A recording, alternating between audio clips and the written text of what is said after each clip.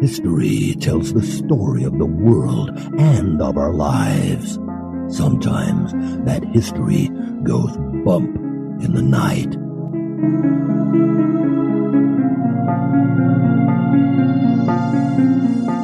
Broadcasting from the center of oddity and the supernatural in Central Florida, it's the History Goes Bump podcast.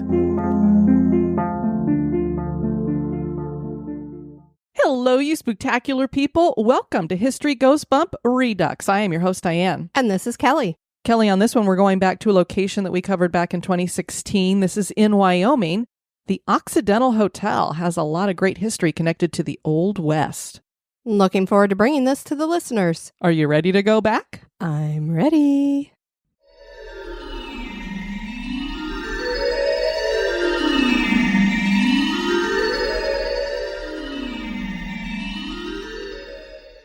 The Occidental Hotel is a historic hotel in the town of Buffalo, Wyoming.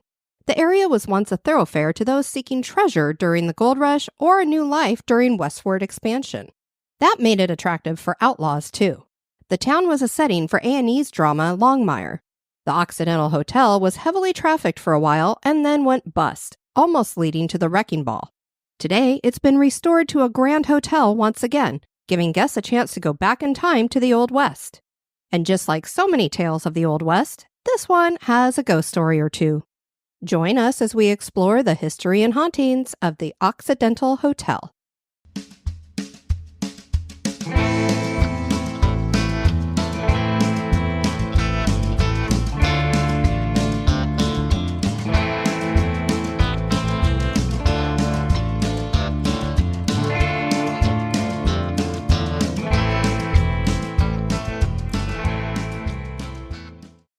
The state of Wyoming was the home of several nomadic plains tribes that includes the Arapaho, Shoshone, Cheyenne, and Sioux. The fondness European men had for beaver felt hats brought trappers to the state. Soon the gold rush would bring people coming through Wyoming on the Oregon Trail, and forts were needed for protection.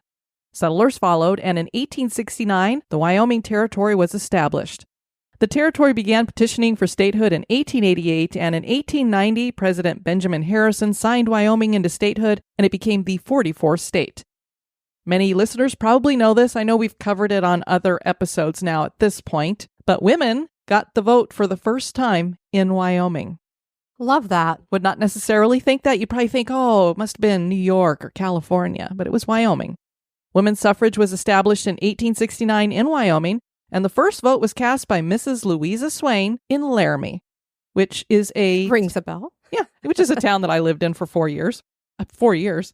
I'm like, wait a minute. Oh my God, that would have been hell. Which was a town I lived in for 4 months. Not that we don't love Wyoming, but Diane is very much not a fan of the cold. No, and not Laramie. It's very windy. It's a small town. And it was at that point in my life that I realized I was not a small town girl. I don't like huge cities, but I do like to have bigger cities, like not just one movie theater with one screen and that kind of thing. Gotcha. Each to their own. The Bighorn Mountains stretch from the Great Basin and plains of Wyoming north into Montana. At the base of those mountains sits the town of Buffalo, Wyoming. It's the county seat for Johnson County, where the Johnson County War occurred. The bulk of this war took place in 1892. Wyoming was basically public domain, and people were flocking there to homestead. The larger farmers and ranchers ruled the area with a system called prior appropriation. Large cattle companies did not like having competition from small ranchers that were homesteading, and they started monopolizing the land. These larger ranchers even hired gunmen to wipe out the competition. The smaller ranchers joined forces with some of Wyoming's lawmen and formed a posse. There was a long standoff, and finally the United States cavalry came in and ended the war. This was one of the most well-known range wars of the Wild West. The Occidental Hotel sat at the foot of the Bighorn Mountains and was located not too far off of the Bozeman Trail. This allowed for many travelers to visit and stay at the hotel on their journeys through the West. John Jacobs and John Bozeman decided that they wanted to create a trail that would make travel from the Oregon Trail to Montana easier. Their trail went through Wyoming up into Montana and was shorter. There was more water along the trail, and it was very attractive to covered wagons. The trail, of course, was named for John Bozeman. There was one issue with the trail, and that was the fact that it traveled through land that the Cherokee and Lakota hunted buffalo upon. There were a few issues, and the government tried to make motions for some kind of peace treaty, which went horribly wrong when Colonel Henry Carrington came to construct 3 forts along the trail. He was joined by Captain William Fetterman. In 1866, he took a force to engage with the Lakota tribe headed by Red Cloud after a group of woodcutters were attacked. Red Cloud ambushed the military group with several other tribes, and the group of 80 were killed. People were terrified, and the forts were abandoned. Red Cloud signed a treaty and never fought the white people again, but the Bozeman Trail was closed. The Occidental was an interesting hotel in its time, as it was fashioned from several log buildings connected to each other. It appeared to be a large barn with several outbuildings. The upstairs of the main building had 6 rooms. There was a lobby, a restaurant, and a saloon, as well as stables and kitchens. This original structure would be outgrown, and a larger wooden building was built that connected to the log buildings. By the 1920s, the wood would be gone, replaced by a brick building. As the years passed, it became a grand hotel. The decor was replaced, and the volume of visitors increased. Throughout all the decades, even back to the early log structures, the hotel was known for its hospitality and good food. And many people came to stay at the Occidental, some of them infamous. The most infamous guests were Butch Cassidy and the Sundance Kid, who rode to the hotel from their hole-in-the-wall hideout, which was nearby. The hideout was about 45 miles south of Buffalo. It's in a remote and secluded area and was used not only by the Wild Bunch, but Jesse James as well, from the 1860s to 1910. That's a long run. It sure is. The hole in the wall was named for the pass that is there, and it was an ideal location because the narrow pass was easy to defend. A creek ran through the canyon that the outlaws used to water their rustled cattle. At one time, a few cabins had sat here to help endure the cold Wyoming winters. I don't know how you can endure any Wyoming winter in a cabin anywhere, but okay. Today, a working cattle ranch called Willow Creek Ranch is here. There were many famous visitors to the hotel during its heyday in the late 1800s. Buffalo Bill and Calamity Jane were frequenters of the establishment, and it also received visits from General Phil Sheridan, President Theodore Roosevelt, and Pinkerton Tom Horn. Famous lawmen like Frank Canton frequented the bar. He had once been sheriff of Johnson County and was a member of the regulators who were on the side of the big cattlemen during the Johnson County War. But Frank Canton was not his real name because he had changed it from Josiah Horner when he decided to stop being an outlaw. He once was a bank robber, cattle rustler, and gunfighter who was pursued by the Texas Rangers. The hotel boasted an air of hospitality, so it's no wonder that many weary travelers chose it as the place they preferred to rest their heads. According to the official Occidental Hotel website, quote, "Early in its existence, the Occidental established a reputation for hospitality and fine food. Owen Wister, author of The Virginian, spent many happy hours in the Occidental lobby and saloon, and based characters in his celebrated novel on cowboys and gunslingers that he observed there. Many historians believe that the shootout at the climax of the book, the first walk-down in Western literature, took place in front of the Occidental." Oh. Shootout, not at the OK Corral, but at the Occidental Hotel. An interesting high-stakes poker game involved the Occidental being thrown into the pot, and 2 ranchers won the establishment. Now, these men were ranchers, so what were they going to do with a hotel? They decided they should sell it, but one of the ranchers' wives named Margaret stepped up and said that she would like to try her hand at running it. And run it she did, very successfully for much of that time. She managed the hotel for 58 years until her death in 1976 at the age of 92. Isn't that amazing? It sure is. I love that. I'm wondering, it says that she managed it up to the age of 92. So I'm like, was she managing it all through her 80s and 90s? I would imagine so. There were some hiccups along the way, though.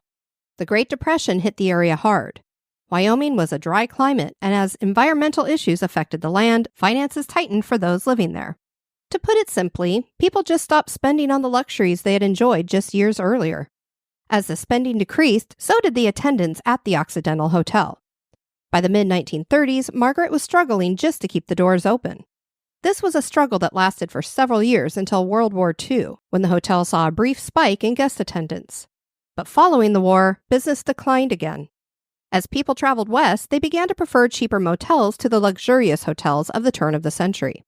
By the 1970s and 1980s, business had all but ceased, with the majority of the guest rooms being transitioned into apartments for retirees. And now a little break for a word about one of our sponsors.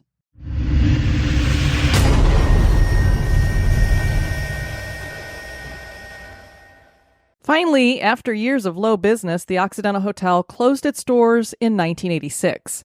Some shops continued to occupy their spaces on the ground floor, but with little money coming in, the building fell even deeper into disrepair. In 1997, as preparations were made to demolish the once great building, Don and John Wexo decided to give the old place new life, and they bought the building and asked another couple, David and Jackie Stewart, to co-manage it with them. They dedicated their time and funds to a 10-year remodeling of the building and returned it to its once great form. They've remodeled the building to look much like it did 100 years ago, and it's become frequented by tourists and spenders once again, as well as multiple ghost hunting shows. Joan Rivers featured it on her show, Joan and Melissa, Joan Knows Best. And it is no wonder that with all the luxury of the hotel, some of the guests would not want to leave even after death. The bulk of activity takes place in the north wing, near rooms 18 and 19. There have been many reports of people seeing strange lights floating around on the upper floors and feeling cold spots throughout the hotel. Guests have also reported hearing strange voices communicating with them, and bouts of eerie, ghostly laughter in the halls of the hotel. One of the more interesting stories entails a guest seeing the apparition of President Teddy Roosevelt standing in the library as though getting ready for a fishing trip. I mean, why wouldn't he want to continue to fish in the afterlife? It's just a strange place to prepare for that in the library. Yeah, I don't know if it was just a bigger room that's near the lobby, so that's why. Casper, Wyoming ghost hunters have recorded some interesting EVPs at the Occidental. Travel Channel's Dead Files visited the Occidental and reported that a negative entity lived at the property. Steve interviewed a former employee who claimed to have numerous weird experiences. Another employee quit her job over the hauntings. Justin, who was the guy in charge of security when Dead Files came through, claimed he was so frightened that he didn't like working at the hotel. Perhaps the most widely acknowledged spirit we find is that of the ghost girl of the Occidental. Run-ins with this spirit have been reported by numerous patrons over the years. At one time in its vast history, the hotel briefly served as a brothel. Evidence of a porch that once overlooked the dusty street below can be seen, and one can imagine the ladies plying their wares from that porch. Yoo-hoo! One of the ladies of the evening who was working there at the time had a daughter who passed away on the upper floor.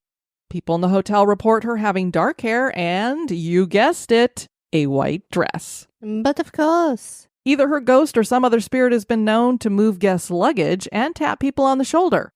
We surmise that this must be an older spirit, since shoulders are a tad high for little girls. Or it could be something that occasionally masquerades as a little girl. The owner, Dawn, tells her story about the girl everyone calls Emily.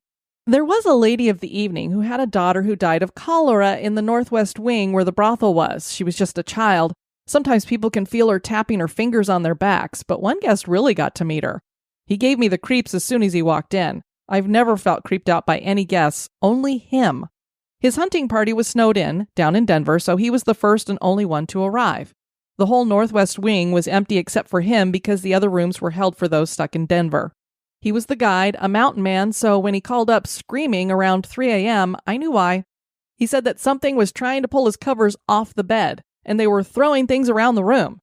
I went upstairs, found his covers on the floor, and the stuff on the dresser on the floor, too. The little girl ghost picked up something about him. Maybe he was a wife-beater or a pedophile, something like that. She didn't like him any better than Dawn, clearly. A lady of the evening's daughter wouldn't have had a good life, so she saw fit to attack the poor man. So I don't know, maybe it's just the way he looked. Maybe there was nothing bad about him. She just didn't like the look of him. Black Hills Paranormal Investigations did investigate the hotel, and they reported, 2 of our investigators were in a small kitchenette making coffee when they both heard what sounded like a female voice. During playback of the recorders placed in the kitchenette, we did capture this disembodied voice. Soon after this experience, 2 other investigators were investigating room 18 and 19. They were conducting an EVP session. One investigator walked into room 19 through an adjoining doorway and stood just inside the room. This investigator had a handheld IR video camera and filmed the room. We had been told that the bathroom door has been seen opening and closing on its own, and we're trying to capture this on video. As the investigators asked for the door to open or close, they were surprised when the closet door in room 19 opened. So they're watching one door while another one starts going. It's like, well, we did open a door for you. It just wasn't the one you wanted. At the same time, the investigator sitting on the bed in room 18 let out a scream. She was poked in the stomach. After the initial shock of the experience, the investigators began looking for reasonable explanations. The closet was void of air vents, which could cause positive air pressure pushing the door open. There was nothing inside the closet that fell against the door.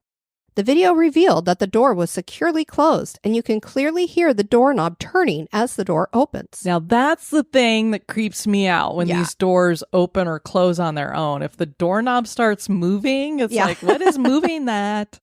As the investigator stood at the closet looking for an explanation, he was touched on the back. No one was standing near him during this experience.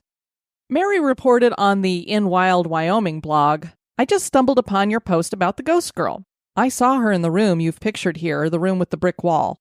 I was staying in that room about 6 years ago, and I was really sick myself. I found out later that I had West Nile virus. I woke up around 3 a.m. and saw a girl, about age 10, crawling on the floor. Oh, no. No, don't crawl on the floor. No crawling on the floor or on the ceilings. Crawling on the floor towards my bed from the corner where the TV is. She had long dark hair that looked wet and a white nightgown that looked damp. Did she watch The Ring before she went to bed? She looked feverish. I figured that I saw her because I was sick too and would end up very ill. She didn't scare me and she didn't seem bad in any way. I've stayed in that room since and had no activity other than that one night. Or was it just hallucinations from sickness? But it would be interesting because supposedly this young girl died of cholera, so she probably would have been feverish and relatable, not looking well. Are the strange happenings at the Occidental related to paranormal activity? Are these just figments of people's imaginations as they travel back to an earlier time through their visit at the hotel? Is the Occidental Hotel haunted? That is for you to decide. Well, another great place to visit while in Wyoming. I've never been to Buffalo, Wyoming. I've been to pretty much everywhere else there, but I don't think I've ever been to Buffalo. Perhaps one day. Yeah, maybe. I mean, Wyoming. It's like, I don't want to go anywhere north. Let's just go south as we can go. I do have to say, Wyoming is a beautiful state. I mean, it's got Yellowstone, the Grand Tetons. Yeah, I want to get there one day. Devil's Tower. Have you ever heard the theory that the Devil's Tower is actually a petrified tree trunk and not actually stone? No, but I can see why that might be said just because of the way the striations are. Yeah. Because I've been to different Devil's Post piles and stuff like that. Yeah, I could get behind that a little bit. It does kind of look weird, but anyway, thanks for joining us on this Redux. I've been your host, Diane. And this has been Kelly. You take care now. Bye-bye.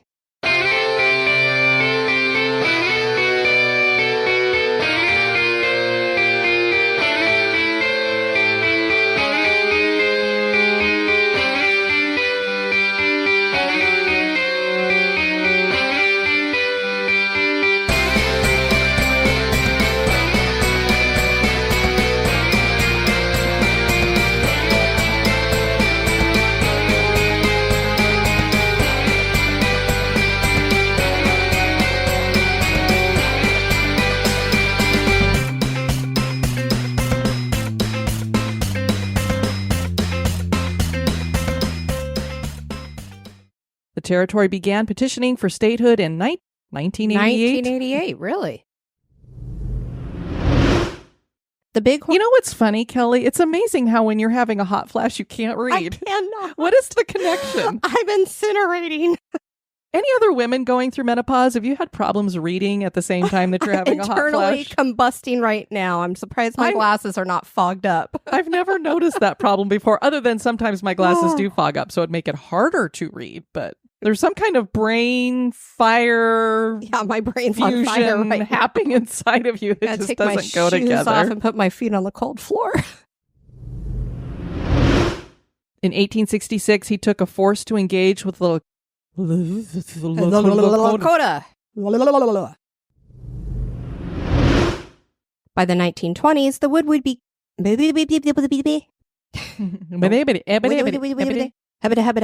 You are channeling Porky Pig a lot. Thanks. Is there like some kind of connection with this little porcine fellow? Porcine. Oh, is that how you say it? I don't know. I mean, if you could say it wrong, I will. It's in a remote and secluded area, and we It was usually. We surmise that this must be an older spirit since soldiers are a tad high. Soldiers and shoulders are very difficult for Diane. They are very difficult for me. It has been featured on hotel shows as well as multiple guest hunting shows. Guest hunting shows? Guest hunting. Really? Yes, guest hunting. They go Let's go hunt the guests. I mean, if they're doing a shootout in front of the Occidental, just do it inside. What's my bag limit? Do you have a deep freezer? I must know. We're going to start a new franchise of hotels. Come in and go guest hunting. You going to cook some ribs for me, darling? Oh, yeah. Secrets in the sauce. We can give the Oregon meat to the dogs. Ooh,